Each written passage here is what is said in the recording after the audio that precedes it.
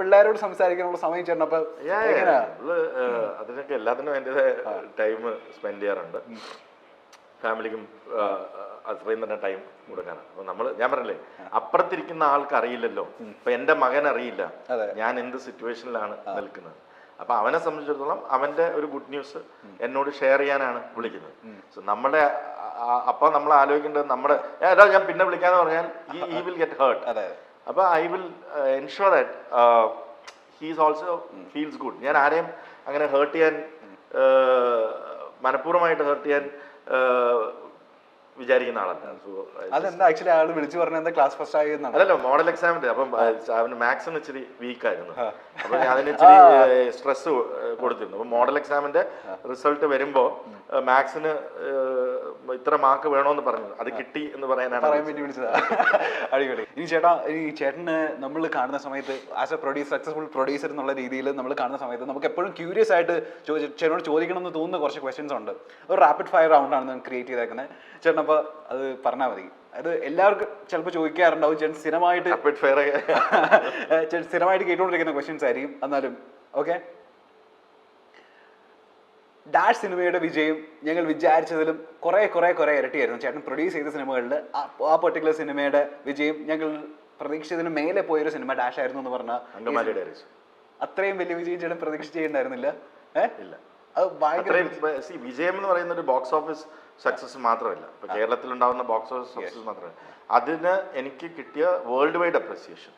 Like ഞാൻ ബോംബെയിലോ like വേറൊരു റീജിയനിലേക്ക് പോകുമ്പോൾ ഐ ബീൻ ഇൻട്രൊഡ്യൂസ്ഡ് ആസ് ആ ടൈമിൽ അങ്കമാലി ഡയറീസിന്റെ പ്രൊഡ്യൂസർ എന്ന് പറയുമ്പോൾ കിട്ടുന്ന ഒരു അപ്രീസിയേഷൻ. ഞാൻ പറയണ ഇപ്പം ആട് എന്ന സിനിമയ്ക്ക് കേരളത്തിൽ ഉണ്ടാക്കിയ അത് വേറെ. ബിക്കോസ് ഒരു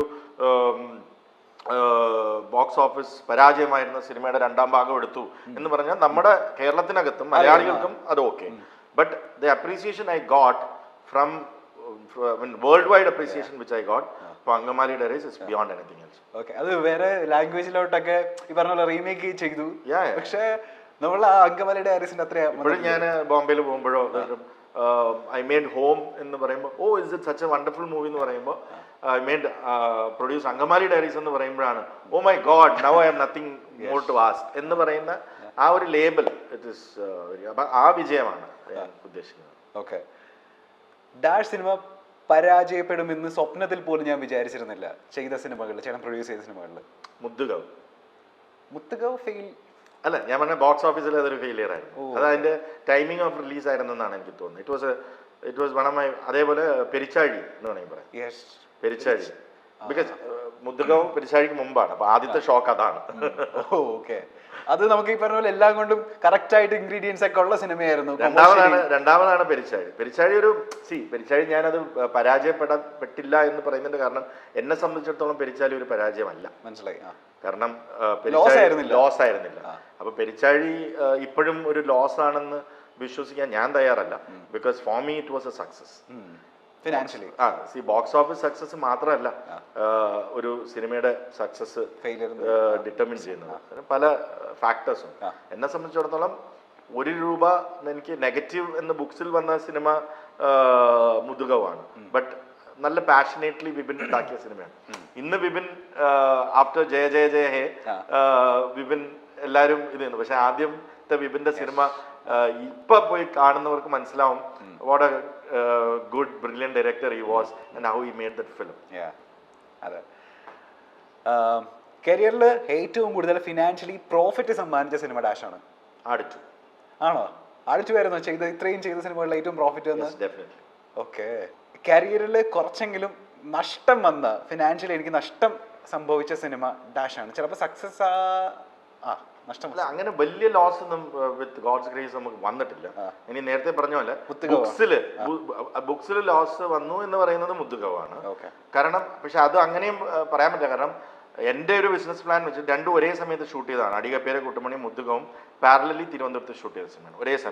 ഒരേ സമയം തുടങ്ങുന്നു, ഒരേ സമയം അവസാനിക്കുന്നു. അപ്പൊ ഇതിന്റെ കംപ്ലീറ്റ് ബുക്സ് ഒന്നാണ്. അപ്പോൾ ഒരുമിച്ചാണ് അതിൻ്റെ കോസ്റ്റ് ഇട്ടിരിക്കുന്നതും ഒരുമിച്ച്. അപ്പം overall it was fine, but stand alone എടുക്കുകയാണെങ്കിൽ ബുക്സിൽ അത് ലോസ് ആണ്. ഈ പുതിയ പ്രൊഡ്യൂസേഴ്സ് ഒക്കെ വരുന്ന സമയത്ത് നിങ്ങളോട് വന്ന് ചോദിക്കാറുണ്ടോ ചേട്ടാ ഒരുപാട് പേര് ഇതിന്റെ ട്രിക്സ് എന്താണ്, നമ്മൾ എങ്ങനെ ഒരു മിനിമം നഷ്ടമില്ലാതെ? പുതിയതെന്നല്ല, സീനിയർ പ്രൊഡ്യൂസേഴ്സും പഴയ അപ്ഡേറ്റഡ് ആയിട്ടുള്ള കാര്യങ്ങൾ ചോദിക്കാറുണ്ട്. നമ്മൾ എന്നാലും സത്യസന്ധമായിട്ട് അവർക്ക് പറഞ്ഞു കൊടുക്കാറുണ്ടോ? ഞാൻ പറഞ്ഞു കൊടുക്കാറുണ്ട്. ഞാനത് ചാനലിരിക്കുമ്പോഴും പറഞ്ഞു കൊടുക്കാറുണ്ട്. ഇന്നും ഒരു പലർക്കും ഒഫീഷ്യൽ അഡ്വൈസർ ഞാൻ തന്നെയാണ്. ഓക്കെ. ഇന്നയാൾ സംവിധാനം ചെയ്ത് ഇന്നയാൾ അഭിനയിക്കുന്ന ഒരു സിനിമ പ്രൊഡ്യൂസ് ചെയ്യണം എന്നുള്ളത് എൻ്റെ എക്കാലത്തെയും വലിയ സ്വപ്നമാണ്. അങ്ങനെ ഒരു സ്വപ്നം ഉണ്ടോ? ഉണ്ട്. പറയാൻ പറ്റുമോ? ലാലേട്ടൻ, റോജൻ തോമസ്. ഈ കോമ്പിനേഷനിൽ ഒരു സിനിമ സംഭവിക്കാൻ ചാൻസ് ഉണ്ടോ? ഈ അടുത്തെന്ന് പറയാൻ പറ്റില്ല. ഒരു സബ്ജക്റ്റ് വർക്ക് ചെയ്തുകൊണ്ടിരിക്കുകയാണ്, തോട്ടായിട്ടുണ്ട്. റോജൻ ഞാനൊരു ഡിസ്കസ് ചെയ്തിട്ടുണ്ട്. ലാലേട്ടൻ്റെ എത്തിച്ചിട്ടുമുണ്ട്, പക്ഷെ ഡെവലപ്പ് ചെയ്യണം. റോജൻ കത്തനാറിന്റെ തിരക്കിലാണ്. അതിനുശേഷം ഞങ്ങൾ ഒന്നും കൂടി ഇരിക്കും. അതായിരിക്കും വിജയ് ബാബു എന്നാണ് പ്രൊഡ്യൂസർ. ഇപ്പൊ you asking for the immediate dream, right? അങ്ങനെ പല ഡ്രീംസ് ഉള്ളതിൽ when you ask for an immediate dream, ആ സബ്ജക്ട് എനിക്കറിയാവുന്നതുകൊണ്ട് ദാറ്റ് വിൽ വർക്ക് എന്നുള്ളത് കൊണ്ട് അങ്ങനെ അത് സംഭവിക്കണമെന്ന് ആഗ്രഹമുണ്ട്. അടിപൊളി. ഒരു ഫിലിം പ്രൊഡ്യൂസർ ആയില്ലായിരുന്നെങ്കിൽ എനിക്ക് ശോഭിക്കാൻ പറ്റിയ ബിസിനസ് ഡാഷ് ആയിരുന്നു. ഞാൻ മീഡിയയിൽ തന്നെ കണ്ടിന്യൂ ചെയ്തേനെ, അല്ലെങ്കിൽ ഒരു ചിലപ്പോൾ റെസ്റ്റോറന്റ് ചെയിൻ നടത്തിയേനെ. ഇപ്പൊ ചേട്ടൻ ഒരു റെസ്റ്റോറന്റ് ഇല്ലേ? ഇല്ല. ഞാൻ പ്രൊഡ്യൂസ് ചെയ്ത സിനിമകളിൽ എന്റെ പേഴ്സണൽ ഫേവറേറ്റ് ഫിലിം ഡാഷ് ആണ്. ഫിലിപ്സ് ആൻഡ് ദ മങ്കി മാൻ. ഞാൻ വിചാരിച്ച ആടാ പറയാൻ പോകുന്നത്. അല്ല, എപ്പോഴും നമ്മുടെ ഫസ്റ്റ് ഇസ് ബ്യൂട്ടിഫുൾ അല്ലേ? നമ്മൾ ഫസ്റ്റ് പ്രൊഡ്യൂസ് ചെയ്ത ഫസ്റ്റ് ഒരു ലെങ്തി ക്യാരക്ടറിൽ അഭിനയിക്കുന്നു. എൻ്റെ ഫസ്റ്റ് പോസ്റ്റർ ഞാൻ പോയി കാണുന്നു. അപ്പൊ അതൊക്കെ ഒരു ഫീലിംഗ് ആണ്. ഫസ്റ്റ് ഫിലിം പക്ഷെ ബോക്സ് ഓഫീസ് ഹിറ്റ് ആയിരുന്നില്ലേ? അത് ബോക്സ് ഓഫീസ് ഹിറ്റും ആവുന്നു, അതിന് 5 സ്റ്റേറ്റ് അവാർഡ് കിട്ടുന്നു. ആ ഒരു ഫീലിംഗ് പിന്നത്തെ ഒരുപാട് നമുക്ക് വന്നാലും നമുക്ക് എപ്പോഴും ഫസ്റ്റ് എന്നുള്ള ഒരു ഫീലിംഗ് എപ്പോഴും പ്രത്യേകത നിറഞ്ഞാണ്. ഓക്കെ. ഞാൻ ഇൻട്രൊഡ്യൂസ് ചെയ്ത സംവിധായകരിൽ ഞാൻ വളരെയധികം പ്രതീക്ഷയോടെ ഉറ്റുനോക്കുന്ന സംവിധായകൻ ഡാഷാണ്. റോജൻ തോമസ്. എനിക്ക് തോന്നി അതങ്ങനെ തന്നെ ആയിരിക്കും. ചെയ്തതിൽ ഞാൻ ഇത്രയും ചെയ്ത സിനിമകളിൽ ഏറ്റവും ചാലഞ്ചിങ് ആയിട്ട് എൻ്റെ അടുത്തേക്ക് വന്ന സിനിമ ഡാഷാണ്. അങ്കമാലി ഡയറീസ്. ന്യൂ കമേഴ്സ് ആയതുകൊണ്ടാണ് മാത്രമല്ല, ഒരുപാട് കാരണങ്ങളുണ്ടായിരുന്നു അതിനകത്ത്. എല്ലാ ന്യൂ കമേഴ്സ്. ലിജോ ഡബിൾ ബാരലിൻ്റെ ഒരു വോട്ടെവർ ഡിസപ്പോയിൻമെൻറ്റ്, ഞങ്ങൾക്കാർക്കും ഡിസപ്പോയിൻമെൻ്റ് ഇല്ല. I love that film. അതിനുശേഷം ഒരു 2-3 വർഷത്തെ ബ്രേക്ക് എടുത്തിരുന്നു ലിജോ സിനിമ. ലിജോയും personally was going through trauma. ഞാനും പേഴ്സണലി ഒരു ഭയങ്കര ഡിഫിക്കൽട്ട് പീരീഡിലൂടെ പോയിക്കൊണ്ടിരിക്കുന്ന ഒരു സമയമായിരുന്നു. അപ്പം ഞങ്ങൾ രണ്ടുപേരും കൂടെ മമ്മൂക്കയുടെ അടുത്ത് ഒരു കഥ പിച്ച് ചെയ്യാൻ പോയിരുന്നു. മമ്മൂക്കയ്ക്ക് സബ്ജക്റ്റ് ഇഷ്ടപ്പെട്ടു, പക്ഷെ അത് ഒരു കൊടൈക്കനാലിൽ ഷൂട്ട് ചെയ്യേണ്ട സിനിമയായിരുന്നു. അപ്പോൾ അതിന് ഞങ്ങൾ പോയി പറയുന്നത് ഏകദേശം വിന്റർ തീരാറായി, പിന്നെ ഏകദേശം നവംബറൊക്കെ ആയി, പിന്നെ കൊടും തണുപ്പാണ്. അല്ലെങ്കിൽ എനിക്കൊന്ന് ഒരു ഓഗസ്റ്റിലാണ് പറഞ്ഞത്. അപ്പം വിന്ററിൽ അവിടെ ഷൂട്ട് ചെയ്താൽ വളരെ ബുദ്ധിമുട്ടാവും, കാരണം മഞ്ഞിറങ്ങി കഴിഞ്ഞാൽ ഷൂട്ട് ചെയ്യാൻ പറ്റില്ല, രാവിലെ ഷൂട്ട് ചെയ്യാൻ പറ്റില്ല. അപ്പം ടൈം കുറച്ചേ കിട്ടുള്ളൂ. അപ്പം പിന്നെ അത് മെയ്യിലേക്ക് നോക്കാം, അല്ലെങ്കിൽ അപ്പം നമുക്ക് ബിസിയായി പോകും. അങ്ങനെ വീണ്ടും ലിജോ ഒരു വർഷത്തോളം വെറുതെ ഇരിക്കേണ്ടി വരും. ഞാനും വേറെ പ്രോജക്റ്റൊന്നും ആയിട്ടില്ല. അപ്പം അങ്ങനെ ഇരിക്കുന്ന സമയത്താണ് പെട്ടെന്ന് എയർപോർട്ടിൽ വെച്ചിട്ടാണ് ഇങ്ങനെ ഒരു തീരുമാനം എടുക്കുന്നത്. ഞങ്ങൾ തിരിച്ചു വന്നുകൊണ്ടിരിക്കുമ്പോൾ എനിക്കൊന്ന് ബാംഗ്ലൂർ എയർപോർട്ടിൽ വെച്ചിട്ടാണ് ലിജോയും ഞാനും കൂടെ ഇരുന്നിട്ട് ഇനി എന്താ ചെയ്യുക, നമുക്ക് പെട്ടെന്ന് എന്തെങ്കിലും ചെയ്യണ്ടേ, നിങ്ങളും വെറുതെ ഇരിക്കണം, ഞാനും വെറുതെ ഇരിക്കണം. ചെമ്പൻ്റെ ഒരു കഥയുണ്ട്, ചെമ്പൻ ഡയറക്റ്റ് ചെയ്യാനിരുന്നതാണ്. അത് ചെമ്പന് ഞാൻ ഡയറക്റ്റ് ചെയ്യണമെന്നാണ്. പക്ഷേ എനിക്കത് ഇനി ആർട്ടിസ്റ്റ് അതൊന്നും, ഇത് ഒരുപാട് ആർട്ടിസ്റ്റ് ഉണ്ട് സിനിമയാണ്, അങ്ങനെ പോകാൻ പറ്റില്ല. അത് എല്ലാം പുതുമുകളെ വെച്ചിട്ട് ഞാൻ നിങ്ങൾ തയ്യാറാണെന്ന് വെച്ചു. എൻ്റെ കയ്യിലാണെങ്കിൽ ഞാൻ ആ സമയത്ത് കുറച്ച് ബാങ്ക്രപ്റ്റാണ്. അതിൽ വേറെ ചില ഇൻവെസ്റ്റ്മെൻറ്റ്സും കാര്യങ്ങളും, വേറെ ചില പേഴ്സണൽ ഡിസാസ്റ്റേഴ്സ് അതൊക്കെ വന്നിട്ട് ഞാൻ ആ സമയത്ത് ടോട്ടലി ബാങ്ക്രപ്റ്റാണ്. അപ്പോൾ എന്നെ സംബന്ധിച്ചിടത്തോളം ഉള്ള പൈസ അവിടെ നിന്ന് ഇവിടെ നിന്നൊക്കെ എടുത്തിട്ട് ഒരു പടം ചെയ്യാം. അപ്പൊ അത് സക്സസ് ആയില്ലെങ്കിൽ എനിക്കും ലിജോയ്ക്കും അതൊരു നഷ്ടമല്ല, ഞങ്ങളുടെ ഒരു കരിയറിലൊരു ഷോർട്ട് ബ്രേക്ക് പോലെ വന്നേ. I would have not been able to create add to home, അങ്ങനെയുള്ള ഇപ്പൊ നിങ്ങൾ കണ്ടുകൊണ്ടിരിക്കുന്ന സൂഫീൻസ് ജാഥയും അതൊക്കെ ഈ കണ്ടുകൊണ്ടിരിക്കുന്ന ഇതെല്ലാം അങ്കമാലി ഡയറീസ് വർക്ക് ആയില്ലായിരുന്നുവെങ്കിൽ ഇതൊന്നും ഉണ്ടാവില്ല. ഒരു ബ്രേക്ക്, ചെറിയല്ല, വലിയ അത്യാവശ്യം വലിയൊരു ബ്രേക്ക് വന്നത്. അപ്പൊ അതിന്റെ സക്സസ് ആണ് പിന്നെ അങ്ങോട്ട്. അപ്പൊ അത് ഭയങ്കര ഒരു മൊമെന്റ് ആണ്. പക്ഷെ ഇത് ചെമ്പൻചേട്ടൻ സംവിധാനം ചെയ്ത സിനിമയാണ്. ചെമ്പന്റെ കഥയായിരുന്നു, ചെമ്പൻ തന്നെ സംവിധാനം ചെയ്തിരുന്നത്. അപ്പൊ ചെമ്പൻചേട്ടൻ അപ്പൊ ആലോചിച്ച് വെച്ചിരുന്ന വലിയ കാസ്റ്റ് ഒക്കെ വെച്ചിട്ടായിരുന്നല്ലോ. അതെ, വലിയ കാസ്റ്റ് അല്ല, എല്ലാ അത്യാവശ്യം അറിയപ്പെടുന്ന ഒരു ഗ്രൂപ്പ് ഓഫ് കാസ്റ്റ് ആയിരുന്നു. അങ്ങനെയാണ് വെച്ചിരുന്നത്. അവർക്കെല്ലാം നല്ല വിഷമമുണ്ടായി. ബിക്കോസ് നമ്മള് പെട്ടെന്ന് ഇതിലേക്ക് വന്നപ്പം എല്ലാം മാറിയിട്ട് പുതിയ ആൾക്കാരെ. പക്ഷെ ഇത് ഭയങ്കര പെർഫെക്റ്റ് ആയില്ല ഇപ്പൊ അത്, ആ സിനിമ തിരിഞ്ഞു നോക്കുന്ന സമയത്ത്. ഇങ്ങോട്ടും ആവാലോ. ഞാൻ ചോദിക്കട്ടെ, ചേട്ടന്റെ അടുത്ത് വന്ന സിനിമ കഥ പറഞ്ഞിട്ട് ചേട്ടന് ഇഷ്ടമായില്ല?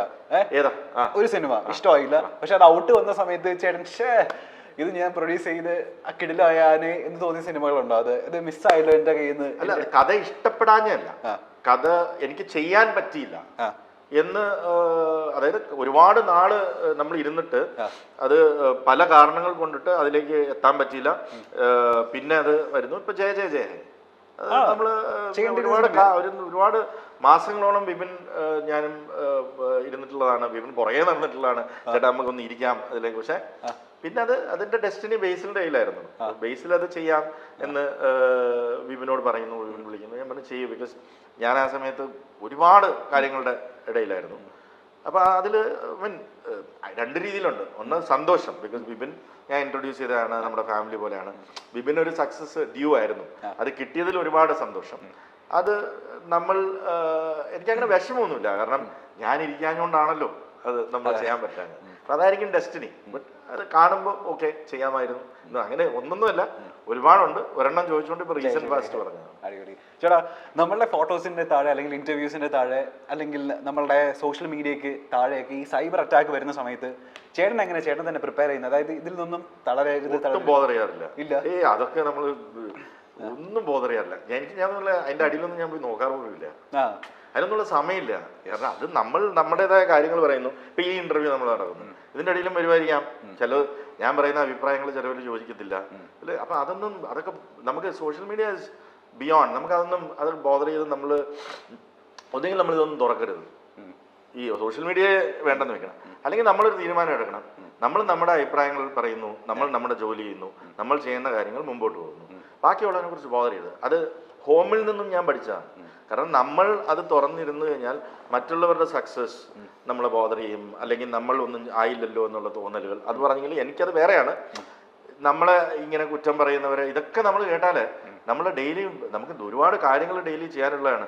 ഇത് കേട്ട് ഇതിനെക്കുറിച്ച് ചിന്തിച്ചിരുന്നു കഴിഞ്ഞാൽ അതിലൊരു 2-3 മണിക്കൂർ വേറെ. അപ്പം അതിന് നല്ലത് success has many fathers, failures are none. അപ്പോൾ അവർ സക്സസ്, നമ്മളുടെ success will answer all these questions. അത് കഴിഞ്ഞ് കഴിഞ്ഞാൽ ഇതെന്ന് പറഞ്ഞാൽ ഒരുപാട് കാര്യങ്ങളുണ്ട് അതിനകത്ത്. ബിക്കോസ് ഇവിടെ സോഷ്യൽ മീഡിയനെ കുറിച്ച് ചോദിച്ചുകൊണ്ട് പറയാണ്, ഇവിടെ സോഷ്യൽ മീഡിയയിൽ ഒരു പ്രത്യേകതരം ഫ്രസ്ട്രേഷൻ മലയാളത്തിൽ കൂടുതലാണ്, ഇൻസ്റ്റിങ്ക്റ്റ് കൂടുതലാണ്. ഇവിടെ ഒരാളുടെ സക്സസ് സ്റ്റോറിയുടെ ഒരു ഇന്റർവ്യൂ, എന്നാൽ അയാളെ തന്നെ ദോഷം പറയുന്ന അല്ലെങ്കിൽ അയാളെ സർക്കാസ്റ്റിക് ആയിട്ട് പറയുന്ന ഒരു ഇന്റർവ്യൂ രണ്ടാമത്തേനാണ് വ്യൂവേഴ്സ്.